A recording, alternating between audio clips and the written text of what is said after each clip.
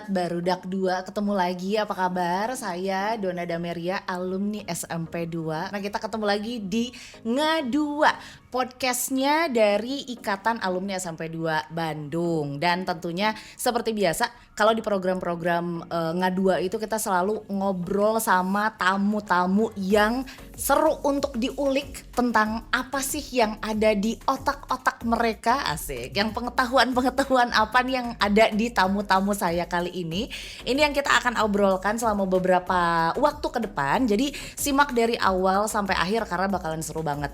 Nah, untuk obrolan kita di kesempatan kali ini, kita akan ngobrolin seputar angklung. Apalagi kan angklung ini adalah warisan budaya dunia yang sudah di, apa istilahnya ya Kang ya? Di benda tak benda. Nah, apa?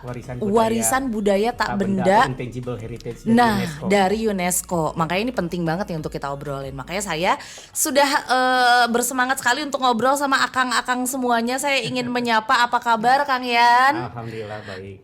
Untuk Kang Yan ini adalah dari alumni SMP 2. Tahunnya disebutin jangan Kang? Oh. 1984 lah. Ya sebentar lagi pensiun sebenarnya. Tapi ini berarti memang sudah bergelut di dunia angklung juga cukup lama ya Kang Yan ya. Nah, selain itu juga yang juniornya tapi tidak kalah berpengalaman juga ada Kang Gilang, apa kabar Kang? Kabar baik Teteh, alhamdulillah. Ini angkatan muda ya? Muda aja deh, bilang muda aja deh. Sama kita juga semuanya, kita bertiga muda-muda kok ya. Kita akan ngobrolin seputar masalah angklung karena terutama juga kalau di SMPN 2 Bandung ini ada ekstrakurikulernya angklung. Kalau angkatan saya kayaknya ada juga kali ya angkatan kita. Oh. Kayaknya ada juga ya, tapi enggak serame kayak misalnya ekstrakurikuler yang lain ya kalau zaman itu atau gimana? Ini menarik ya karena angkatan kita tuh ada Teh gitu ya, angkatan kita. Teteh angkatan berapa? Yes. Angkatan di atasnya Kang Gilang dikit tuh. Oke, jadi aku Teh masuk SMP 2 itu tahun 2001 ya Teh ya.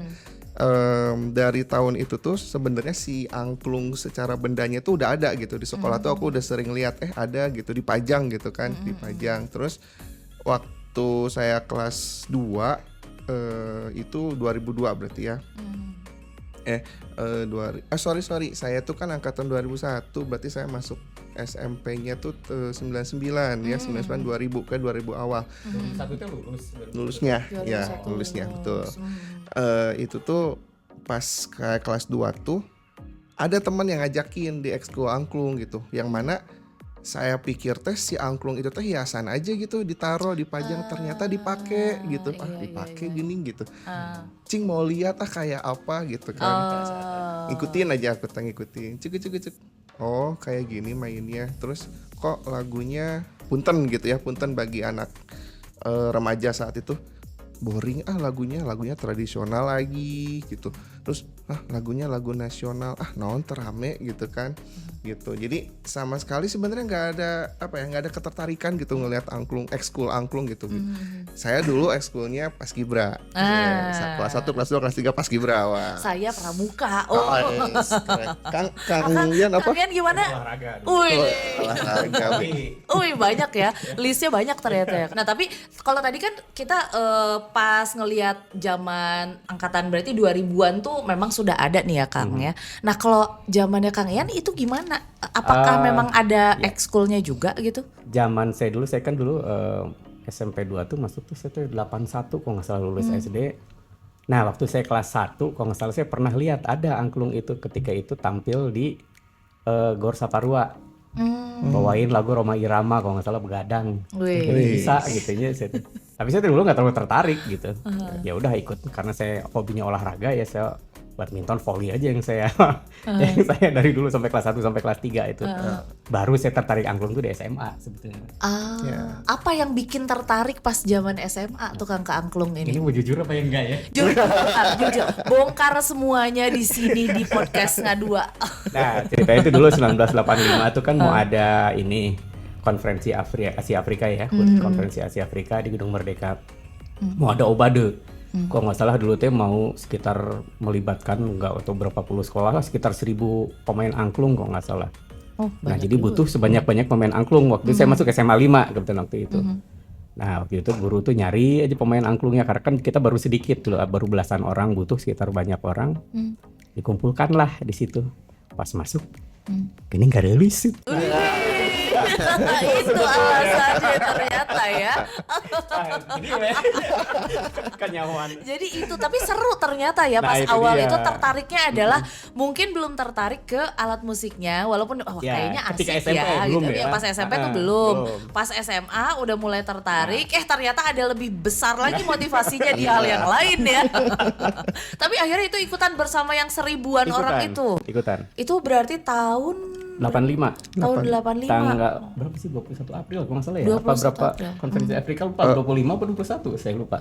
Saya juga lupa. Tapi yang pasti bulan April. April. Iya bulan April ya. Jadi waktu itu acaranya pentas di mana tukang Di depan ngatur Gedung Merdeka. 1000 orang itu Di gimana? jalan di depan Gedung Merdeka di Jalan Asia Afrika itu. Nah, kita tampil menghadap kumahanya itu Gedung Merdeka. Nah, kita di depannya menghadap ke sebelah sana. Nah, di depan situ ada tenda itu perwakilan presiden-presiden negara atau perdana menteri si Asia Afrika, termasuk zaman ada Presiden Soeharto. Wah. Jadi tokoh yang dulu suka saya lihat di TV ternyata di depan mata gitu.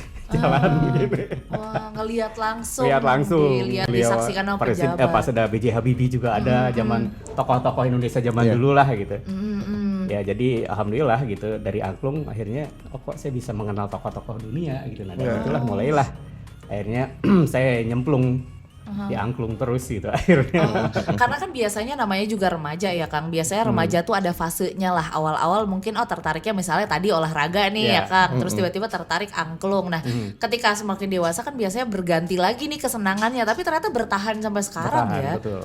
Apa yang membuat Kang Ian akhirnya secinta itu asik? Sebetulnya saya nggak full ya dari tahun sekian sampai sekarang itu saya di angklung terus karena ada satu fase saya kerja di Sukabumi 6 tahun saya nggak aktif gitu waktu itu. Dia waktu itu masih jadi anggota ya. Kalau nggak salah saya kerja di Sukabumi saya nggak aktif. Tapi setelah saya pulang dari Sukabumi saya aktif lagi gitu waktu itu. Nah yang disebut kenapa saya begitu mencintai angklung karena ternyata dari angklung itu pertama kali saya berhasil meraih piala dari aransemen lagu yang saya buat. Kan kebanggaan tersendiri kan. Jadi pertama kali SMA 5 dapat juara tuh karena saya. Bukan saya nyombong. Itu adalah hal yang patut dibanggakan. Iya, juaranya juara keempat, tapi lumayan lah. Tapi tetap itu prestasi untuk, ya. Newcomer untuk anak baru ini kan luar biasa gitu. Nah, dari situlah saya semangat akhirnya kan terus ya sedikit demi sedikit saya melibatkan banyak alumni dan terus berprestasi sampai sekarang. Nah, ini geduknya sekarang ini harus diturunkan ilmunya karena kan memang perlu regenerasi ya Kang. Nah yang menariknya adalah saya mau membahas juga tentang anak zaman now istilahnya ya. Kan memang kita ada di fase dimana anak-anak tuh sukanya kegiatan-kegiatan outdoor, terus habis itu beralih lagi ke yang kegiatan-kegiatannya tuh yang indoor, main game lah, apalah segala macam gitu. Yang di sisi lain berarti untuk kegiatan kayak bermain musiknya juga mungkin kurang dan lain sebagainya. Sekarang tuh kita ada di generasi Alpha sekarang. SMP. Yang SMP sekarang di SMP 2 tuh sekarang alfanya nih ya. Kalau Gen Z itu kan dari 15 sampai 29. Di bawahnya tuh kan 1 sampai 14 tuh Gen Alpha sekarang sebetulnya. Sebenarnya karakternya nggak jauh beda sebenarnya kan. Antara Gen Z dengan Gen Alpha ini. Gen Alpha itu nggak terlalu jauh beda karena kan ketertarikan atau peran medsos juga internet sedemikian rupa kan kuat ya di generasi ini. Jadi sangat berbeda jauh dengan angkatan kita dulu ya. Kita harus naik angkot sendiri, mau nyari makanan kita harus beli. Sekarang mah kan cukup GoFood segala macam kan, Gojek. Nah, jadi ketergantungan terhadap medsosnya kan sedemikian kuat. Jadi sebenarnya Gen Alpha ini sebenarnya turunan dari Gen Z yang masih taraf juniornya, yang seniornya kan Gen Z ini kan. Nah, karakter anak-anak ini di usia yang di generasi Alpha ini kayak gimana sih Kang sekarang ini? Ada gambarannya nggak? Ketika ini kan akhirnya berkaitan dengan bagaimana membuat si Gen Alpha ini tertarik sama angklung yang notabene adalah alat musik tradisional gitu kan, yang mungkin ketinggalan zaman itu mah nggak seru kayak gitar listrik misalnya atau gimana, itu gimana Kang? Jadi kalau aku lihat tuh sebenarnya gini, tadi kata Kang Raya udah jelasin ya, jadi Gen Alpha itu adalah lanjutannya dari Gen Z yang mereka tuh sudah terpapar kemajuan teknologi dari mereka kecil gitu ya.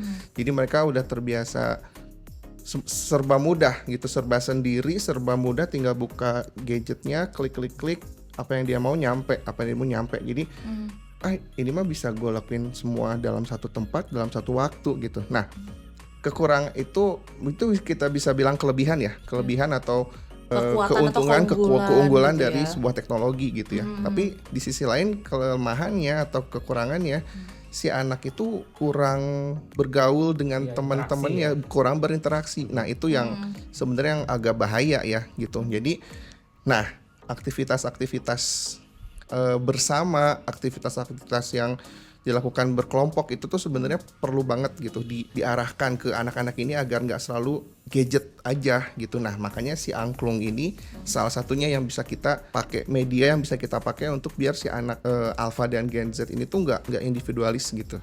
Jadi berkelompok. Nah, dari situ kan mereka berinteraksi, ngobrol, kerjasama, Iya, itu gitu yang kan, utama. itu yang utama gitu. Jadi aku ngelihat banget nih sekarang tuh kondisinya ya.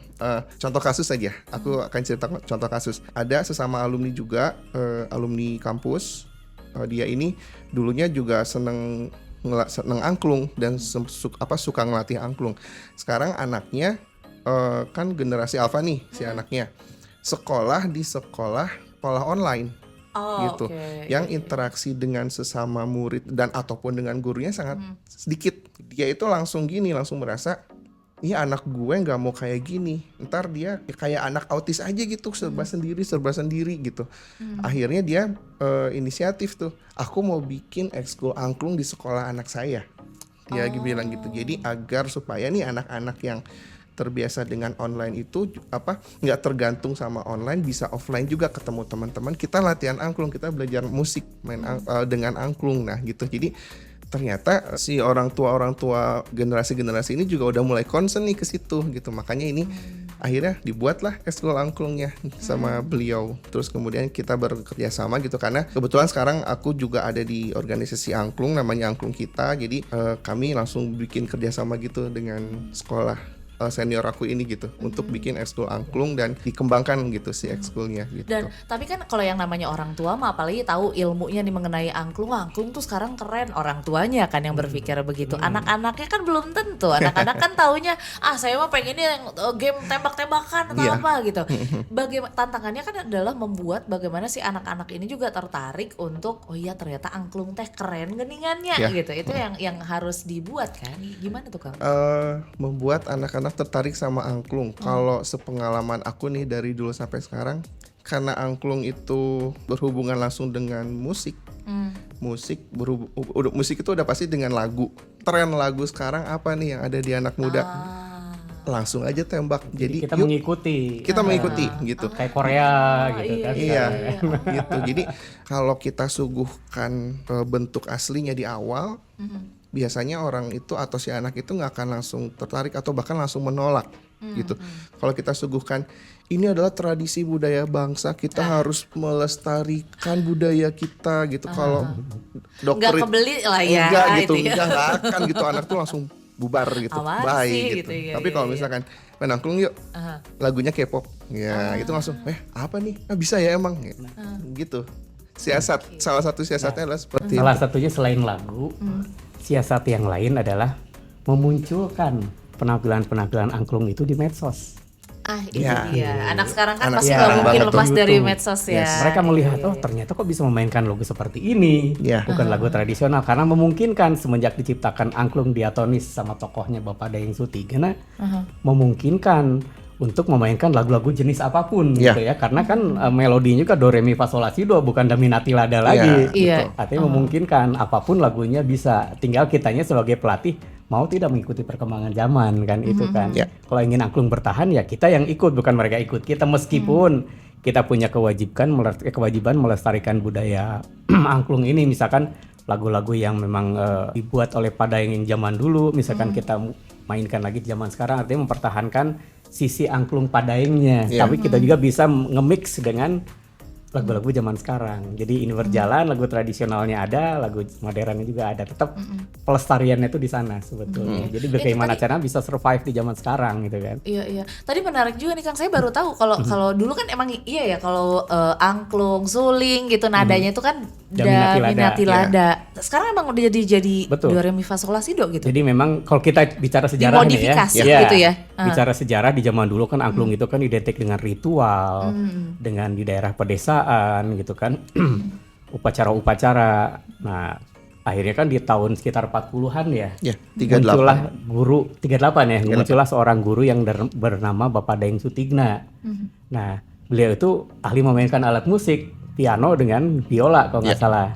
Dia tertarik dengan angklung, akhirnya membuatlah bilah-bilah bambu itu yang tadinya memainkan Daminati Lada, coba beliau konversi ke not do re mi fa sol la si do.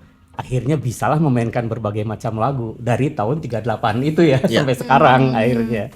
Oke, Seperti jadi memang itu. sekarang sudah apa ya, tidak ada lagi batas untuk kemudian memainkan musik berkolaborasi dengan bahkan nggak cuma apa ya alat musik tradisional aja, tapi bisa dikolaborasi Dengan dengan band musik-musik bisa. pakai Betul. band juga bisa ya.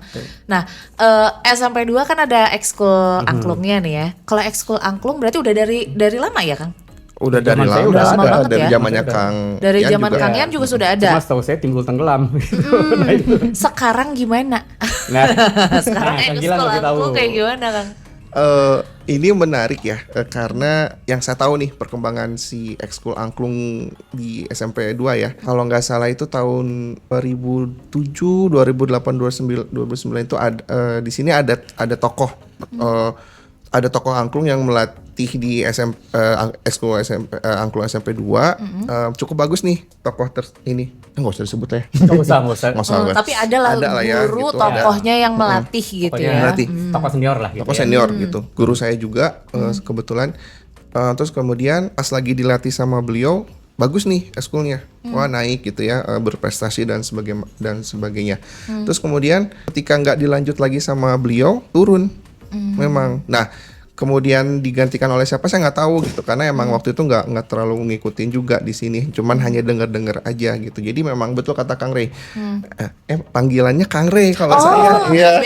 Beda panggilan ya. Saya bentar Akang tadi ngomong sama siapa loh, ternyata sama tokohnya orangnya sama. Ini Kalau Kang itu nama di angklung gitu. Nama di angklung Kalau- Kang Rey, asik. Nama beken ya berarti ya. Nama panggungnya Kang Rey gitu. Jadi kalau aransemen Kang Ada Rey. aransemen lagu angklung, ada tulisan Kang Rey, itu pasti orangnya yang ini. Oh ini wujudnya Iya, ternyata. Ratusan lagu insya Allah saya bikin. Jadi ternyata Setelah sempat prestasi, terus habis itu turun. Nah sekarang di masa lagi mulai naik lagi nih angklung, lagi. si ekskul angklung SMP 2 ya. ya naik lagi. Spesifiknya ya. Karena akhirnya ada nih yang menggantikan. Mungkin bukan menggantikan tapi mengisi gitu ya, mengisi kembali, terus kemudian lumayan naik lagi gitu. Ada lagi nih namanya, walaupun masih merangkak lah istilahnya gitu, masih merangkak gitu. Jadi memang intinya adalah sosok pelatih yang yang bisa menjaga atau bisa sustain itu memang penting sih gitu. Di samping itu juga ya memang dukungan sekolah juga harus ada ya tentunya, kan ini kan ekskul sekolah ya gitu. Iya. Dan yang ketiga adalah orang tua. Jadi segitiga stakeholder ini nih yang harus benar-benar dijaga, dan masing-masing itu berkolaborasi dan bersinergi gitu. Sekolah, orang tua, dan pelatih gitu khususnya. Karena kan apalagi di usia-usia remaja, Betul. SMP, SMA itu kan minatnya naik dan turun tadi ya, kayak pas di obrolan di awal. Kalau misalnya nggak bisa deket sama anak-anak, udahlah ini pelatihnya kayaknya ngebosenin, nanti hilang Iya. minat. Terus habis itu musiknya nggak asik, hilang minat minat lagi lagi, gitu ya. Jadi gitu. memang agak menantang ya untuk dan menghandle betul, anak-anak ini. tricky banget kadang juga. kadang saya suka agak takut tuh gini, dia ini kan termasuk pelatih galak nih. Oh, ini. Tegas lah, bukan galak. Nah, kan karakter anak Gen Z itu sebenarnya kan nggak bisa ditekan sebenarnya. Iya. Ketika ditekan dia langsung mentally breakdown, butuh healing, dia resign kan. Tapi ternyata meskipun dia keras, ya agak keras, tapi tetap bertahan, malah bertambah jumlahnya, aneh juga. Nggak tahu kenapa nih bisa begitu. Iya. Juga. Jadi sebenarnya treatment tegas itu ya sebenarnya bagi aku ya ternyata gitu. Sebenarnya bukan karena Kadang saya dia agak takut loh, takut banyak yang bubar gitu ya. Kalian aja takut ya. ya. Nah, ini menarik ya. Untung Kang Rey nyentil tentang ini gitu, tentang topik ini. Jadi sebenarnya bukan masalah Gen Z atau Gen Alpha-nya yang merekanya anak manja atau anak yang disentil dikit kabur, disentil dikit mental health. Tapi sebenarnya ya masa remajanya dia itu adalah anak yang terlalu banyak gadget atau anak yang bisa berinteraksi dengan orang lain. Gitu. Jadi ini 100% aku bisa ambil kesimpulan untuk anak-anak angklung khususnya. Terus kemudian anak-anak yang berorganisasi baik di ekskul lain ataupun di OSIS gitu ya misalnya, di SMP, di SMA, di kuliah gitu. Nah, mereka ini adalah anak-anak yang mentalnya kuat. Jadi teori itu terbantahkan dengan sendirinya oleh ekskul ya. Jadi kalau ditanya nih Gen Z tuh lemah ya gini. Coba digali. Itu Gen Z-nya kayaknya yang dulunya pulang kuliah deh. Bukan pulang sekolah pulang. Bukan anak yang bukan anak yang ekskul kayaknya, bukan anak organisasi kayaknya, bukan anak yang terbiasa dengan interaksi sesama manusia. Interaksi sama manusia, bikin kegiatan bareng gitu kan. Terus yang kebiasa dimarahin sama seniornya gitu, dimanapun ekskulnya dia gitu. Kayaknya gitu deh. Coba mentalnya kuat mereka ya. Mentalnya kuat gitu. Ternyata gitu. Kenapa harus kuat untuk berlatih angklung? Mentalnya harus kuat untuk berlatih angklung kan? Kenapa? Karena bermain angklung itu kan bareng-bareng ya, dituntut kerjasama, dituntut tenggang rasa, dituntut menghargai, disiplin dan sebagainya. Itu tuh membutuhkan mental yang kuat sih gitu. Kalau mentalnya nggak kuat dikasih tanggung jawab dia udah nggak mau Kang, nggak mau kena itu. Di situ sih tantangannya bagaimana kita bisa membuat si anak ini tuh mau bertanggung jawab, bisa bertanggung jawab, kayak gitu. Disiplin juga menarik ya, karena kan kalau misalnya main angklung salah goyang dikit aja ya, nadanya nanti kenapa jadi ada yang pas susul suaranya gitu kan. Betul. Dan anak-anak ini yang paling susah diasah bagian mananya? Kerjasamanya, disiplinnya. Kalau bicara anak umur SMP gitu ya, yang paling susah tuh karena karakter umur ya, yang masih mau dibilang dewasa belum, karena masih remajanya pun masih tanggung. Tapi mau dibilang anak-anak juga udah nggak anak-anak. Mereka banyak bercanda, banyak main gitu. Kayak ini udah SMP tapi itu gitu ya masih kayak anak SD. Kelas gitu. tuh lari-lari, berisik lah. Gitu. Mukulin temennya gitu tuh masih ada gitu. Alat gitu. musik dipukul-pukul padahal lagi latihan itu. Gitu. Nah, itu jadi kayak karakter anak-anaknya masih kebawa. Menahan godaan untuk kemudian ya main-main itu tadi gitu. Itu tantangan paling kerasa sih kalau untuk melatih umur SMP mah gitu. Jadi kemudian siasatnya siasatnya kita terus mengingatkan untuk teman-teman harus disiplin ya, harus gini, harus gitu.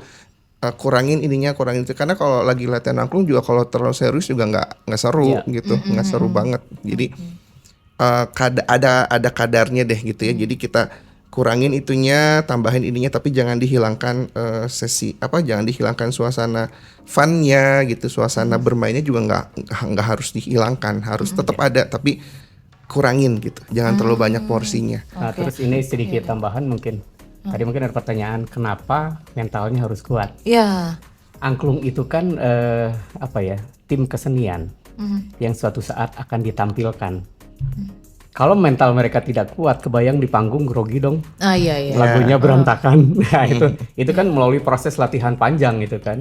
Menempa mental itu di situ. Apalagi lomba itu kan ada juri. Groginya itu lebih dari tampil biasa. Nah, ini kan sebelum lomba juga ada treatment khusus, misalkan harus minimal berapa kali tampil di luar supaya mentalnya terbentuk. Nah, ini kan ke situ. Tapi dari tahun ke tahun perbedaannya apa nih Kang dalam setidaknya melatih ini ya anak-anak atau mereka yang ingin belajar angklung atau minat angklung gitu, terutama usia remaja lah gitu Kang? Sebenarnya pada prinsipnya sama saja sih. Sama aja ya. Yang paling penting adalah kita bisa beradaptasi dengan mereka.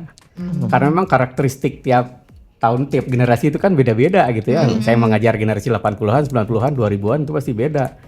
Istilah-istilahnya juga beda kan. Yang dulu ada kata-kata nie, sekarang udah nggak ada kan.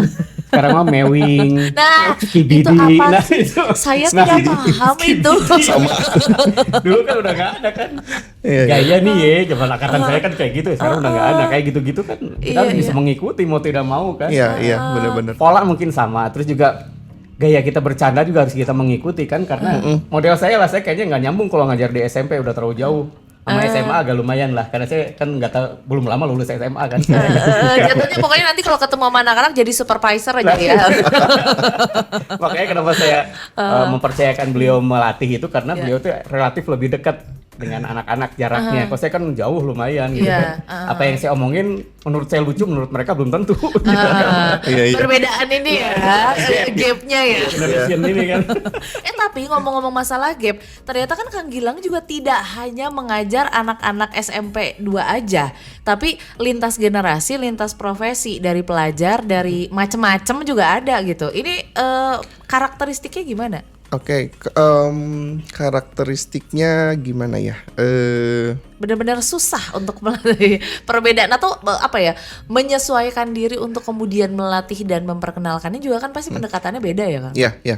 Jadi sebenarnya lebih kepada ini ya, melatihkan angklung kepada instansi kesehatan. Misalnya aku latih itu dokter-dokter gitu ya. Ini menarik. Dokter itu ada yang dokter ya spesialis gitu ya. Ada yang lagi belajar, ada kuliah spesialis, ada yang dokter latihannya sore ke malam setelah mereka beres belajar Kang sama praktek di rumah sakit tersebut. Jadi kan kebayang mereka udah capek banget gitu kan.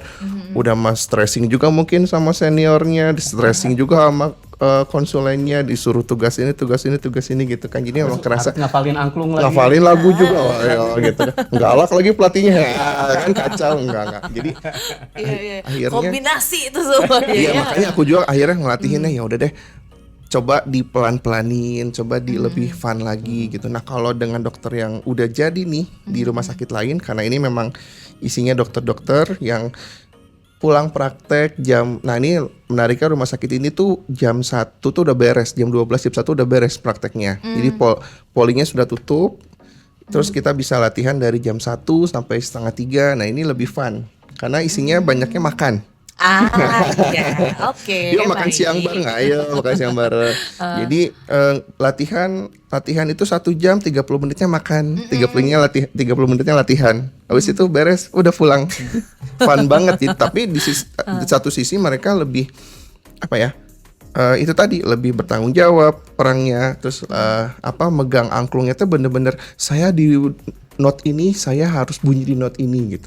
Ayo dok, hafalin ya. Bisa gitu. Itu perbedaan yang menarik banget gitu, bahkan di dalam satu instansi yang sama gitu. Gitu. Nah, ditambah lagi tadi kalau dengar-dengar tidak hanya mereka yang istilahnya tadi berprofesi, dari mulai siswa, mahasiswa, dokter dan lain sebagainya, disabilitas pun ada ya yang belajar angklung. Iya. Ada, betul. SLB ada. Kebetulan kalau aku memang tidak turun di melatih SLB gitu ya. Tapi aku ada kenalan pelatih angklung juga dan sering ngobrol. Jadi gimana sih caranya gitu, dan memang mereka punya treatment sendiri gitu, cara melatihkan lagunya. Terus kemudian juga bentuk aransemen lagu juga nggak dibuat yang ribet gitu ya, dibikin sesederhana mungkin.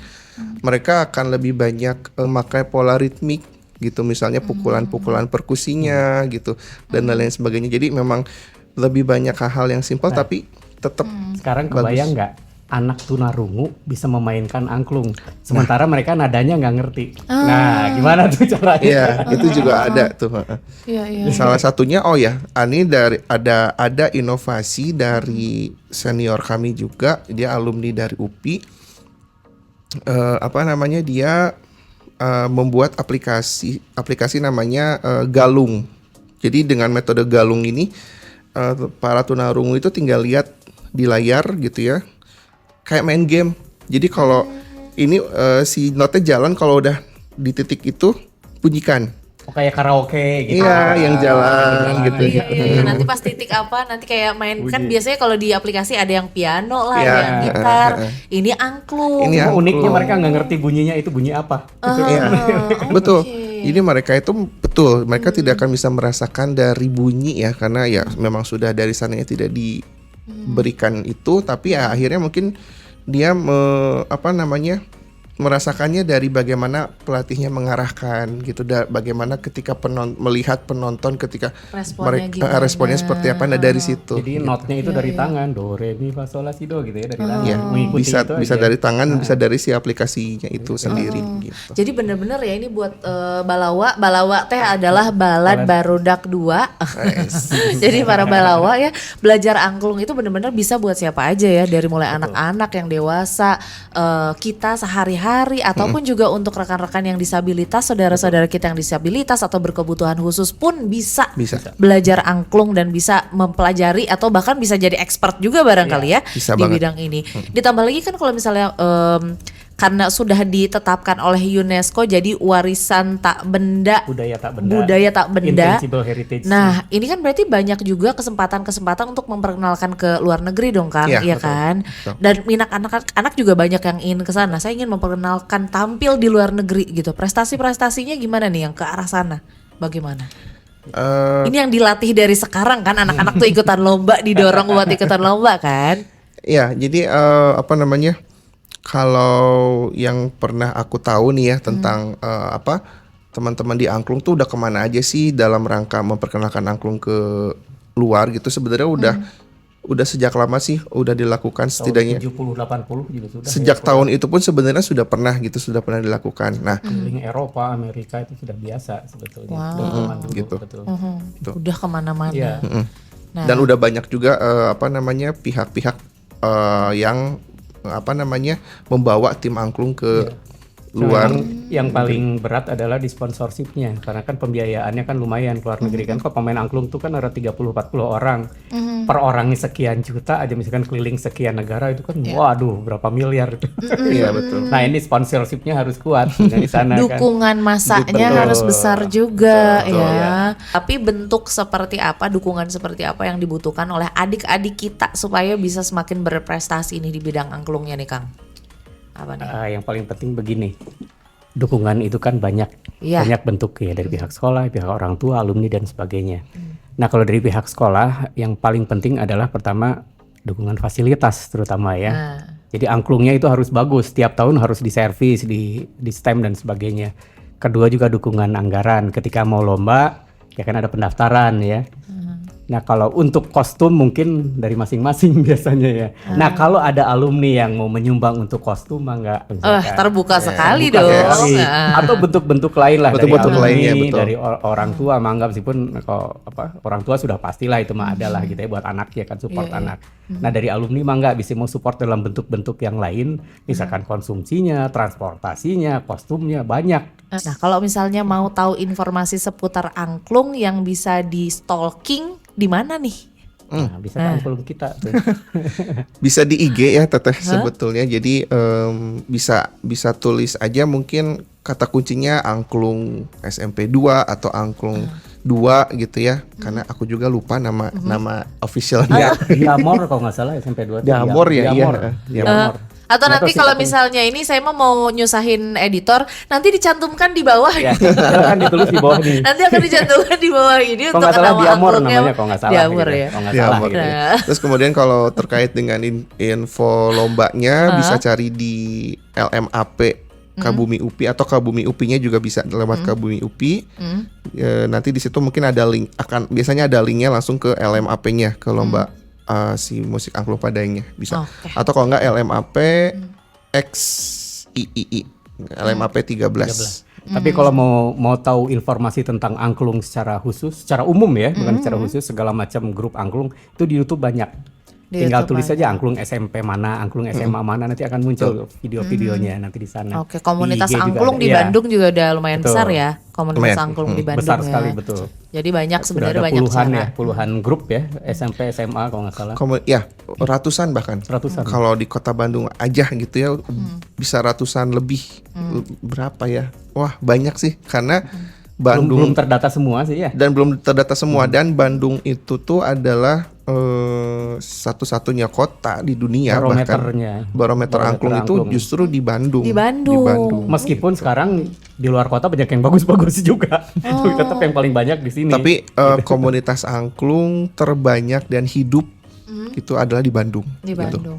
Belajarnya dari Bandung, bergurunya di Bandung, tapi kemudian yang menjadi PR-nya adalah bagaimana mempertahankan prestasi-prestasi itu tadi ya, betul. biar tetap oh iya emang Bandung sih kalau misalnya mau belajar angklung mah gitunya. Iya. Nah, itu pelatihnya dinaturalisasi di luar kota gitu. Bisa. Biasanya suka kayak gitu ya kan.